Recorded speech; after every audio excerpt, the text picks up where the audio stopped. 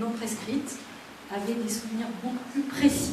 Pour autant, ces victimes, puisqu'elles étaient prescrites, n'ont pas été considérées comme des victimes officiellement.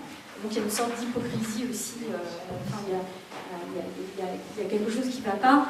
Et je me rappelle que Madame Demongeot, Isabelle Demongeot, la joueuse de tennis qui a révélé cette affaire, a dit 10 ans, c'est apaisant et juste à l'issue du procès. Elle a dit nous sommes finalement indissociables entre les parties civiles et les prescrites.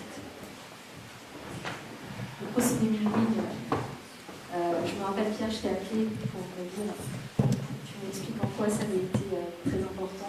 30 ans après les faits, tu m'avais dit juger Émile Louis 30 ans après les faits a été quelque chose de positif, car ce genre de tueur en série ne s'arrête jamais, tueur et violent en série.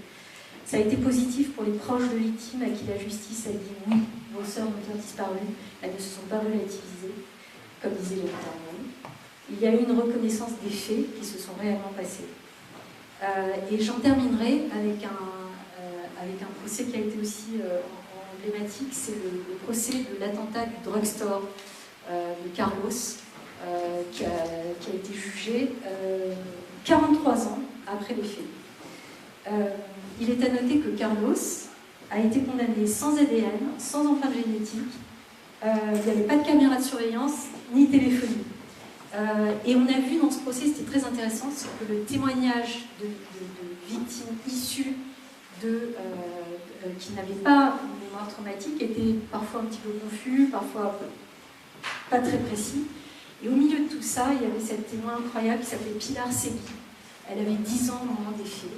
Et elle a raconté de façon extrêmement précise tout ce qui s'était passé. Elle est à l'audience, on est 43 ans après les faits, elle dit « Je regardais la porte, je voyais sortir des gens blessés, des mains qui tombaient, des gens qui traînaient, du sang, des cris, des klaxons.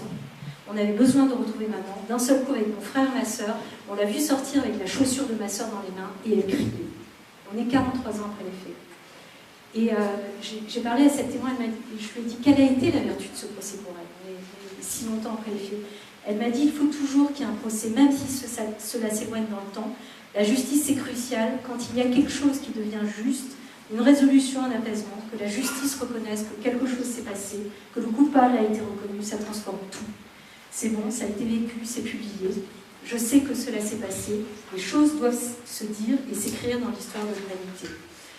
Et lors de son réquisitoire à ce procès, l'avocat général Rémi Cresson du Cormier avait souligné « On nous accuse d'acharnement judiciaire, de négliger le droit à l'oubli, mais au nom de la vérité, du respect des victimes, de la volonté de faire appliquer les lois de la République, il est un devoir de juger même après ce trop long délai. Et nous formulons le vœu que de telles déclarations fortes et réparatrices d'un représentant du ministère public puissent un jour être prononcées dans les procès pour viol sur mineurs seront enfin reconnus